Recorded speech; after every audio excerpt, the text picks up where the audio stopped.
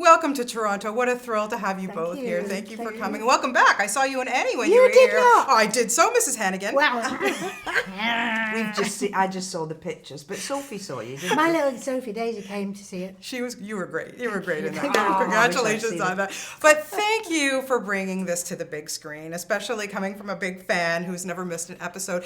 And now that you've seen the film, on the screen and been to a couple of premieres, what is it like to see yourselves in these characters on a big screen?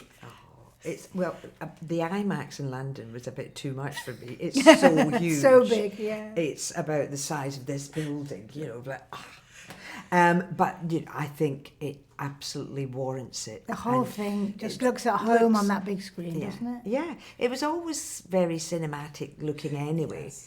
The series, but to see it up there, They've just upped the level of it with a bit more money and a bit more scale. So you've got bigger scenes than we could ever have done in a TV series. It really does look luscious, blissful, and sounds. That music doesn't disappoint, does it? No, the minute when you hear the music. Well, I burst into tears. I don't know what you did, but I did. I was like slightly choked. No, I agree with you, and I just get goosebumps now sitting and talking to you about it. What is it about these characters? What is it about this show that keeps us going and that we just want more and more? Why is everybody so enthralled? There's some magic ingredient apart from the obvious things, which would be the quality of the writing, and it happened to be a cast that glued well together, and it's got terrific, art departments and costume and all of that. But there's something that we struggle to give you a great answer because nobody knows what it is that made it something as unique as it is. We just don't know, not really. It's kind of, I suppose you could say, some might say it's like a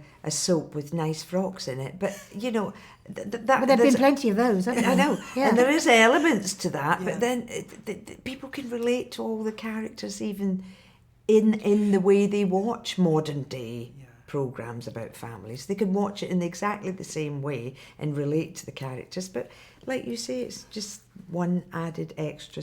And it does feel actually that this film seems to have come at a time because of what's going on in the world and how kind of cutthroat and unpleasant it's got. And this is a film about kindness and loyalty and respect and decency and all those things that actually most of us really do want to be surrounded with.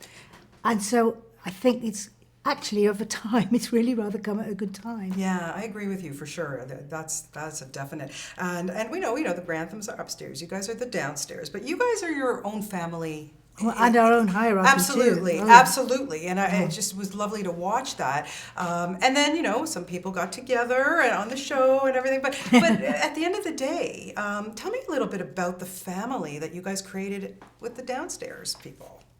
Within our little... Yeah, within your little group. Because I can't imagine, even when it was cut after a day wrapped, I think that a lot of you probably stayed connected. Oh, we did. We totally did. I mean, my relationship with Daisy, for instance, that's just my good luck. And maybe it's both our good luck. But when we first met, we got on instantly. Now, you can't predict that's going to happen. It could have gone the other way. We could have loathed each other. But because we get on so well, and because of who I am and because of who she is, we developed a kind of rapport and a relationship that looked a bit mother and daughter. And he is a clever writer, and he spotted it. And so he developed that, and he did that with everybody. I mean, what would it be if I'd suddenly looked at the script and thought, oh, I've got to kiss Jim. Yeah. Oh, I can't stand that man, blah, blah, blah. Yeah. I mean... It would that have would have just been awful, but the fact is that we love him to bits. We love him, the daddy, the downstairs, and we all get on like a house on fire. Yeah, and what's wonderful too about the movie is we get to meet some new characters, and how lovely that Jim's real wife Imelda Staunton was in the film, and how amazing. I mean, did she give you kissing tips or what? No, I did suggest to her that we do a husband swap, but then I wouldn't bequeath my husband to any poor woman. No, that's not true. No, he's a delight and I love him.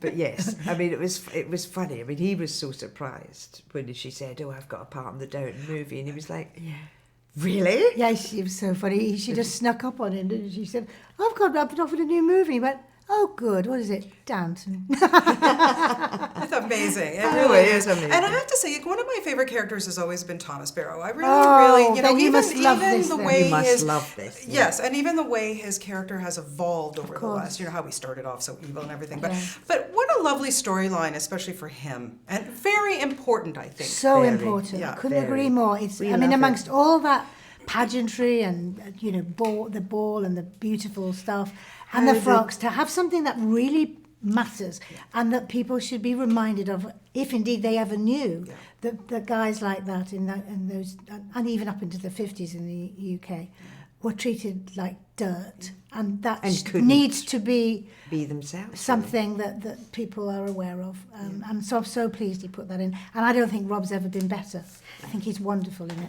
And it was that, and the reason that he was able to do that, because of course with the royal visit, so he's so clever, Julian, at working out, well, how can we get him to do that? He couldn't do that if he was still the butler. Oh, I know what we'll do. So And that'll clever. get Carson back into And he also said, Julian said the other day, he likes writing characters that he'll present you with something, and the actor presents you with something, and then he'll do something and change the circumstances, which is what he's done with Thomas, and then you have to rethink and go, oh, maybe he's not such a arse, actually. And there's a maybe we reason understand for it. now why he behaves like that, which is what he does. It's exactly it. Well, I wish I could talk to you ladies for another hour and a half, but I really, really thank you so much for coming to Toronto, and thank you for this movie. And I hope Julian's, you know, busy now behind his desk writing the next film. So do we. Yes, he gets so busy, but we'll pin him down, don't We'll worry. pin him down. We will. Such a thrill. Thank you so much, ladies.